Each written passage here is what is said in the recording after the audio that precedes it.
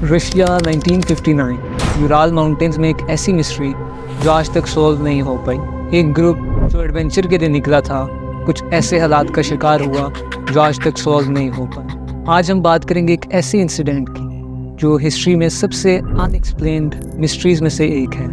यह है दयातलव पास इंसिडेंट, एक ऐसा वाक़या जिसमें 9 एक्सपीरियंस्ड हाइकर्स के साथ कुछ ऐसा हुआ जो उनकी मौत का सबब बना, लेकिन ये मौत नेचुरल नहीं थी। जनवरी 23, 1959 को आइगर दयातलव, जो 23 साल इंजीनियरिंग स्टूडेंट था, उसने अपने दोस्तों के साथ मिलकर एक एक्सपीडिशन प्लान की। इन सब का मकसद एक रिमोट एरिया को एक्सप्लोर करना था जो नॉर्दर्न यूराल माउंटेन्स में मौजूद था।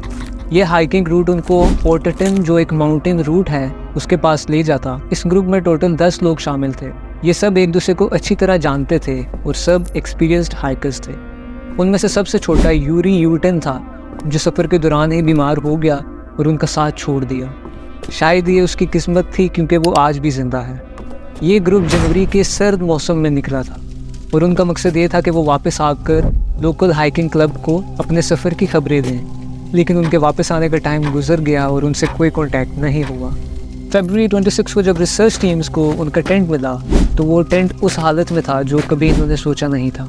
टेंट बर्फ़ में दबा हुआ था, लेकिन सबसे अजीब बात ये थी कि टेंट अंदर से काटा गया था, यानी कि हाइकर्स ने खुद अपने हाथों से टेंट को काटा था, क्योंकि वो किसी चीज़ के खौफ से भागने की कोशिश कर रहे हैं। टेंट से थोड़ी दूर उनके पहले 2 हाइकर्स की बॉडी मिली, यूरी दोरोशेंको और यूरी क्रिवोनिशेंको।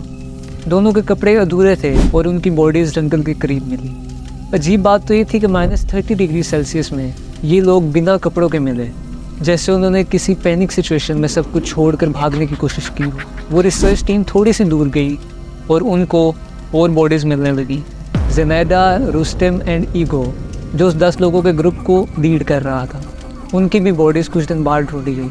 इनकी इंजरीज बहुत अजीब थी। रुस्टेम के सर में गहरा घाव था और ज़ेनेडा के हाथों पे अजीब निशान मिले, जैसे वो कुछ पकड़ने की कोशिश कर रही हो। इन सब के बाद सबसे शॉकिंग डिस्कवरी हुई अप्रैल 1959 में, जब बाकी की 4 बॉडीज़ मिली। सैम्योन, लायोदमिला, अलेक्जेंडर और निकोलाय का हाल और भी हैरत अंगेज़ था। लायोदमिला की ज़ुबान गायब थी और सिम्योन और अलेक्जेंडर की रिब्स फ्रैक्चर थी, जैसे उन्हें बहुत ज़्यादा फोर्स से मारा गया हो। इस इन्वेस्टिगेशन ने सबको हैरान कर दिया। पहली नज़र में एक नेचुरल डिज़ास्टर लगता था, शायद एक एवलॉन, लेकिन जो उनकी बॉडीज़ और इंजरीज़ के हालात मिले वो एक सिंपल एवलॉन्च थ्योरी को भी एक्सप्लेन नहीं कर पाता। ये इंजरीज़ इंसानी फोर्स का नतीजा नहीं थी, और कुछ साइंटिस्ट ने तो ये भी कहा कि इनकी इंजरीज़ का कंपैरिजन कार क्रैश से भी किया जा सकता है। सबसे अजीब बात ये थी कि उनके कुछ कपड़े रेडिएशन से कंटेमिनेट थे, लेकिन वो रेडिएशन वहाँ कैसे आई? क्या वहाँ कोई मिलिट्री एक्सपेरिमेंट हो रहा था? कुछ थ्योरीज ने कहा कि ये एक मिलिट्री टेस्ट का असर था। कहानी यहाँ ख़त्म नहीं होती। कुछ लोगों ने रात के वक्त आसमान में ब्राइट ऑरेंज लाइट्स देखी। ये लाइट्स उन हाइकर्स के सफ़र के दौरान वहाँ पे देखी गई थी। क्या वो लाइट्स एक नेचुरल फिनोमेना थी या उन लाइट्स का ताल्लुक किसी दूसरी ताकत से था?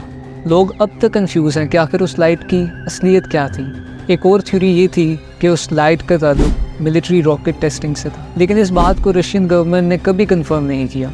बहुत लोगों का मानना था कि इस इंसिडेंट का सबब एवलॉन्च था, लेकिन जब रेस्क्यू टीम वहाँ पे पहुंची तो उन्होंने देखा कि यहाँ एवलॉन्च होने का कोई साइन नहीं था। स्नो के हालात बिल्कुल वैसे ही थे जैसे वो पहले थे। एक और थ्योरी सामने आई जो कैटाबैल्टिक विंड्स की थी, जो एक रेयर और पावरफुल हवा होती है जो हाइकर्स को पैनिक में भागने पर मजबूर कर देती है, लेकिन इसका कोई साइंटिफिक प्रूफ नहीं मिल सका। सबसे ज़्यादा डिबेटेबल बात ये थी कि अगर ये एक नेचुरल डिज़ास्टर था तो इन सब की इंजरीज इतनी सीवियर कैसे थी, और रेडिएशंस का वहाँ होना एक नेचुरल एक्सप्लेनेशन नहीं था। अब बात होती है रशियन गवर्नमेंट की इन्वॉल्वमेंट की। इस केस को इन्वेस्टिगेट करने के बाद जल्दी बंद कर दिया गया और उस वक्त की फाइल्स को पब्लिक नहीं किया गया। इन्वेस्टिगेटर्स ने बस इतना कहा कि हाइकर्स की मौत एक नेचुरल कॉज से हुई, लेकिन लोग इस एक्सप्लेनेशन से कभी मुतमईन नहीं हुए।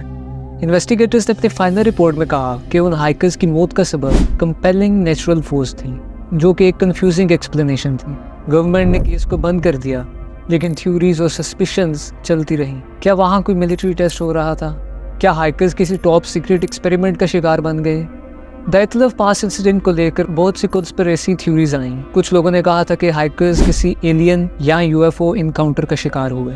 उनमें से कुछ की इंजरीज और आसमान में देखी गई लाइट्स को लोग यूएफओ साइटिंग से जोड़ते हैं। एक और थ्योरी जो पॉपुलर हुई वो ये कहती थी कि वहाँ किसी येती की प्रेजेंस थी। कुछ थ्योरीज का कहना यह था कि उन हाइकर्स पे किसी बड़े क्रीचर्स ने अटैक किया।